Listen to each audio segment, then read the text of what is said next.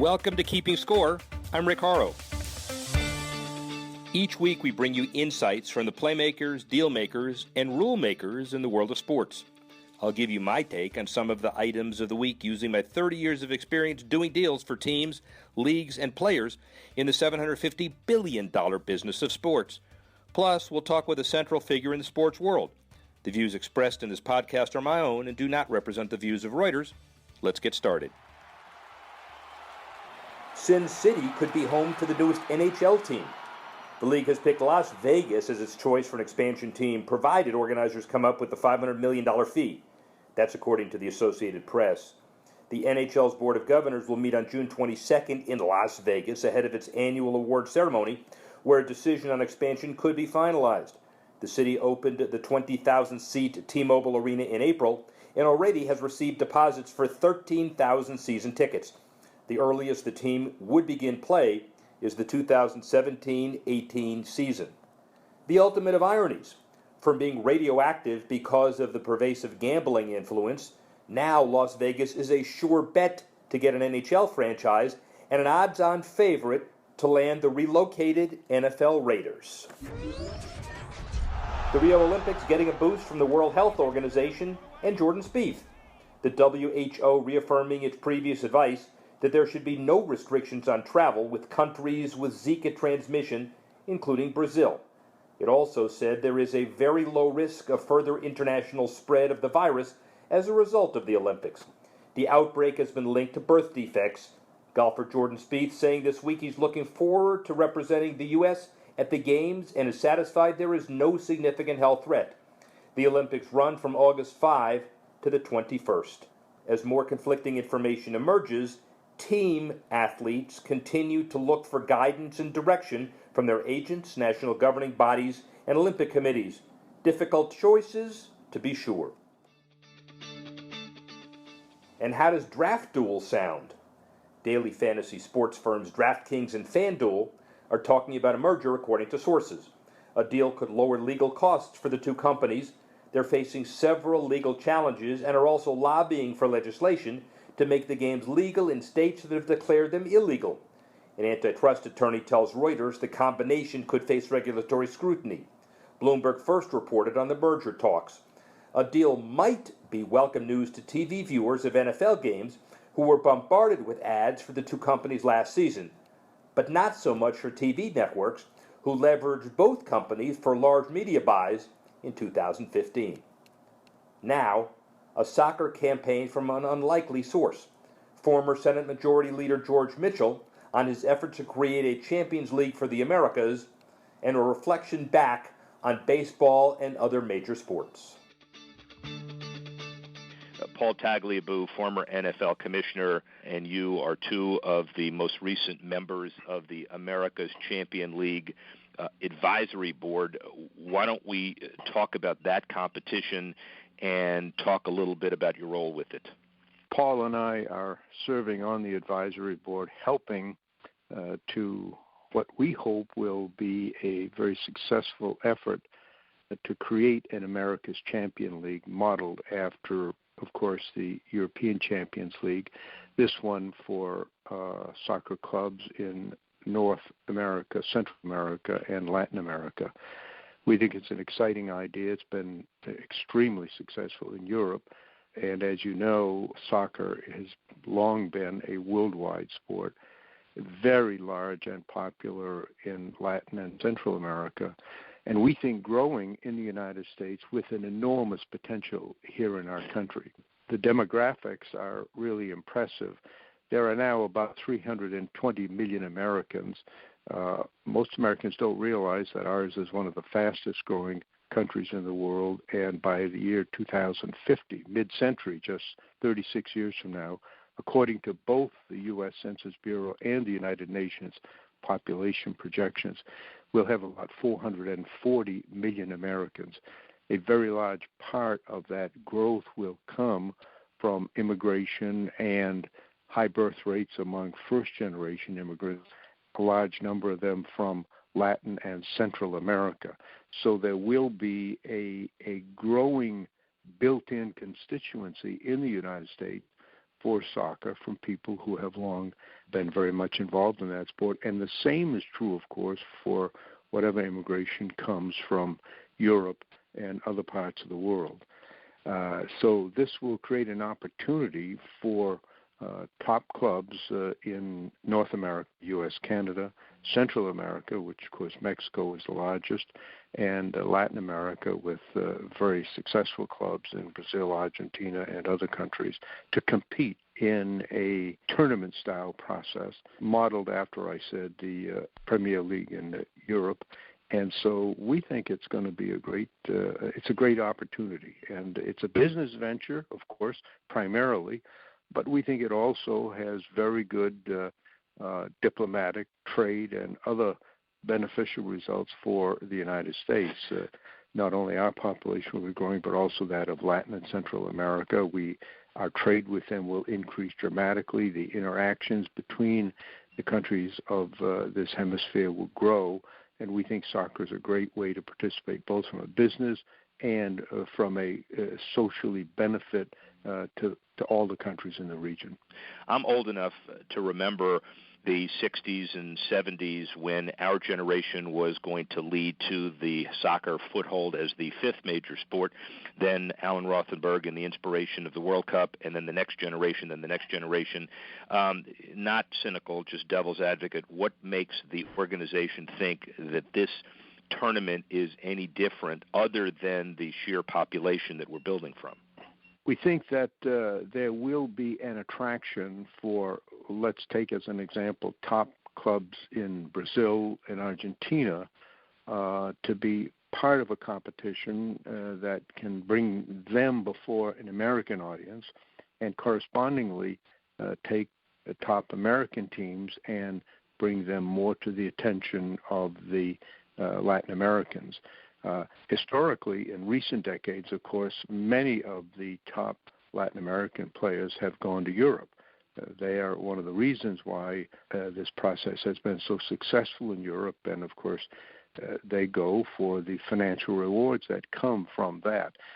This will actually help, I think, stabilize, increase the number of homegrown athletes who will remain in their countries, and we think there's a potential for great matchups and competitions between American clubs and Latin American clubs, and we're at least contemplating home and home series as part of this process, and we think over time it will develop into a very successful business enterprise and a very successful soccer project. And I assume, Senator Mitchell, that part of the feasibility analysis has been the decade-long summer mega events, either staged as a mini-series of tournaments or one-offs with the soccer pioneers who also own the big stadiums, the Steve Rosses, the Robert Krafts, the guys in Denver, the guys in California with the new stadiums that are being built. I assume we're not going to have a problem finding first-class stadiums in America.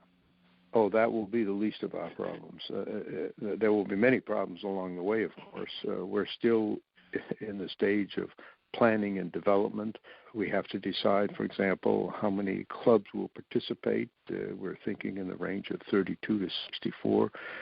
We need, of course, a broadcast partner. We've been in discussions with several of the networks here in the U.S. and in Latin America. Interest is very good.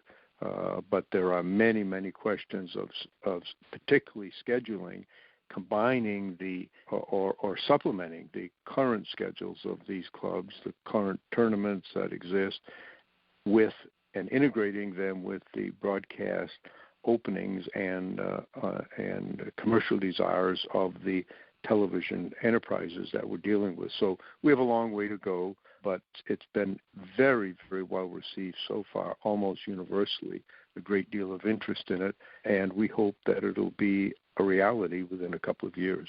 Well, and obviously it's received well because the concept looks good, but also the people who are involved in it, and your comment about there will be problems along the way.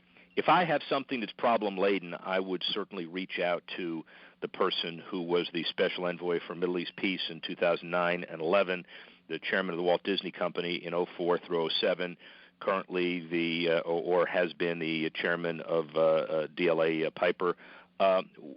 What have you done for yourself recently? Well, I'm still active. I practice law full time. I published a book last year, a memoir, and I'm in the process of completing a book now on the Middle East that will be published toward the end of this year. And most of all, when I retired from the Senate, I got married, and I had children late in life. So I now have two teenage children, an 18-year-old boy and a 15-year-old girl, and every parent listening to this broadcast will understand how fully occupied I am.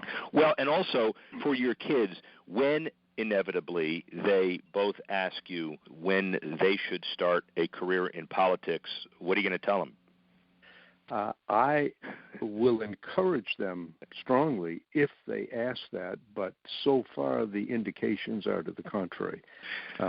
My son is entering college this fall. He's a wonderful, wonderful young man, but he's so far exhibited no interest in politics. He's heard me speak so often that he goes the other way when I start to give a speech. And my daughter is 15, and she hasn't shown any interest either, although that may come.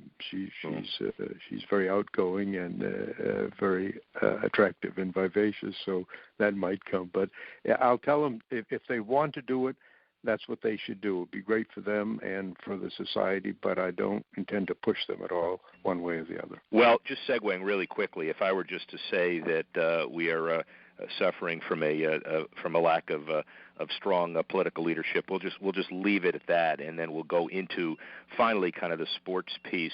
You are a sports fan. Obviously, the business of sports is very important. What do you think are the big, broad, 30,000-foot similarities between the sports business and the business of successful politics?